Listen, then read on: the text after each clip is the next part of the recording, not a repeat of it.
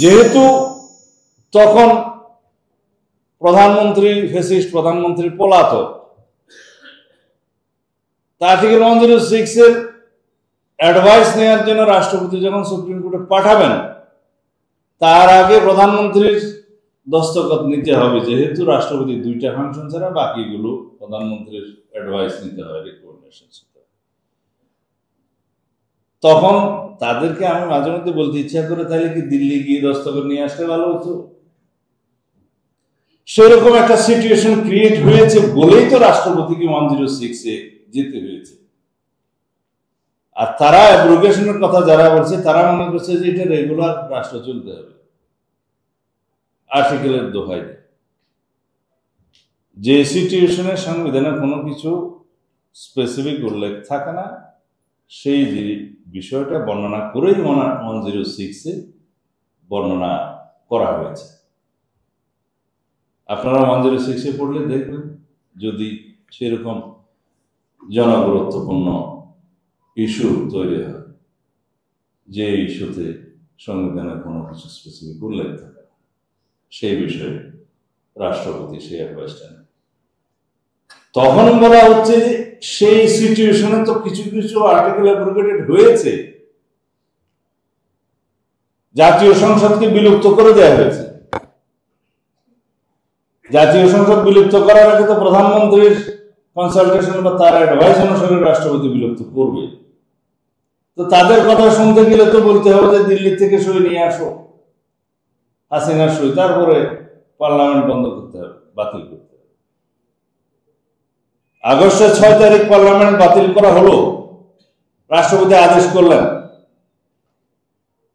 Order করলেন যে parliament বাতিল করা। তখন কিন্তু এনারা জিজ্ঞেস করে নাই ওখানে শেখ হাসিনার দস্তখত আছে কি নাই। আজকে সে আর্গুমেন্ট করছে, হাইকোর্টেও কেউ কেউ যাচ্ছে যে এই সরকারের তো পুরোপুরি বৈধতা না। তো তাদের উদ্দেশ্য ভিন্ন, একটা লিগ্যাল কেওয়াস সৃষ্টি করবে বিভিন্ন বাহানায়, যাতে যথাসময়ে নির্বাচন অনুষ্ঠান না হতে পারে, অথবা বাধাগ্রস্ত হয়, অথবা নির্বাচনই না হয়। তাতে করে তারা ক্ষমতা ভোগ করবে।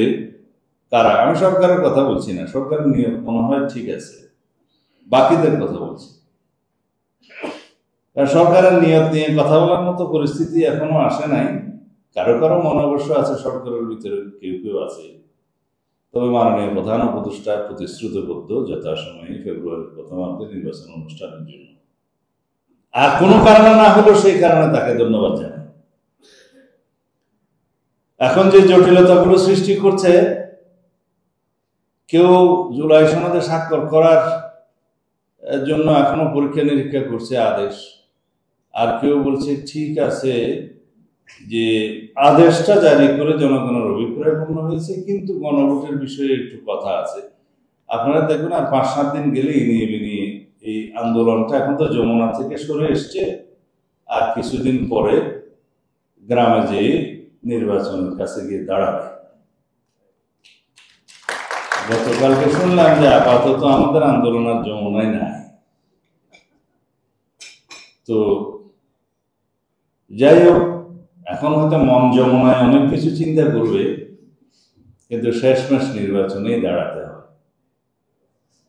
আমরা বাংলাদেশের মানুষ দীর্ঘ 16 বছর 17 বছর সংগ্রাম করেছি একটা স্বাধীন মুক্ত পরিবেশে, উৎসবমুখর পরিবেশে নিজেদের ভোটাধিকার প্রয়োগ করার জন্য।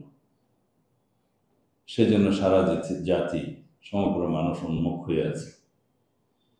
এই নির্বাচনের মাধ্যমে আমাদেরকে এমন একটি দেশ, এমন একটি গণতান্ত্রিক ব্যবস্থা নির্মাণ করতে হবে যাতে আগামীতে কোনোদিনই কোনো সময় স্বৈরাচারের উদ্ভব না হয়, ফ্যাসিবাদের উৎপত্তি এবং উৎপাত না হয়, সাংবিধানিক কোনো ফুয়ারের সৃজন না হয়। সেজন্য আমরা রাষ্ট্রের সকল অঙ্গের মধ্যে ভারসাম্য প্রতিষ্ঠার জন্য সকল সংস্কার প্রস্তাব করেছি। নির্বাচন কমিশন সত্যিকারভাবে স্বাধীন বোর্ডের মধ্য দিয়ে গঠিত হবে। পজিশন, অপোজিশন, জুডিশিয়ারি সবাই মিলে নির্বাচন কমিশন গঠন করবে।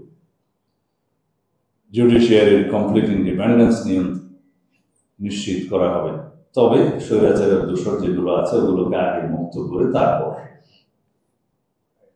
আমরা স্বৈরাচারের দোষরদেরকে হায়ার এবং লোয়ার জুডিশিয়ারিতে বহাল রেখে সেই জুডিশিয়ারিকে যদি কমপ্লিট ইন্ডিপেন্ডেন্স এনশিওর করি, তাহলে সেটা জাজেসদের ইন্ডিপেন্ডেন্স হবে, জুডিশিয়ারির ইন্ডিপেন্ডেন্স হবে না। সেজন্য আমরা আমাদের সংস্কার প্রস্তাবে কথা বলেছি। এরপর কেয়ারটেকার সরকার যখন ইন প্লেস হবে পূর্ণাঙ্গভাবে, তাহলে রাষ্ট্রে কোন রকমের স্বৈরাচার উদ্ভব হওয়ার কোন সম্ভাবনা থাকবে না। স্বাধীন নির্বাচন commission, complete independent judiciary, caretaker government in place এবং ফ্রিডম অফ প্রেস এনশিওর করে যেটা হয়ে গেছে প্রায়, তাহলে রাষ্ট্রে আর কোনো স্বৈরাচারের উদ্ভব হবে। কিন্তু সংস্কার প্রস্তাবগুলোর মধ্যে যা কিছু আমরা দেখেছি, শুধুমাত্র শাসন বিভাগকে, এক্সিকিউটিভকে নিয়ন্ত্রণ করেই যেন বাংলাদেশে তারা স্বৈরাচারের উৎপত্তি বন্ধ করতে চায়। কিন্তু এক্সিকিউটিভ তো একা ফাংশন করে না, আর এক্সিকিউটিভকে যদি তার ফাংশন না করতে দেয়া হয়, তাহলে রাষ্ট্রের কোনো অগ্রগতি প্রগতি হবে না। যার যার সীমারেখার মধ্যে, সাংবিধানিক সীমারেখার মধ্যে রাষ্ট্রের সকল অঙ্গ যদি কাজ করতে পারে, সীমা লঙ্ঘন না করে, ইন্টারফেয়ার না করে একে অপরকে, তখনই হবে complete harmonious cooperation in between all the organs of the state এবং কমপ্লিট একটা ব্যালেন্সড সরকার ব্যবস্থা এবং রাষ্ট্র ব্যবস্থা প্রতিষ্ঠা।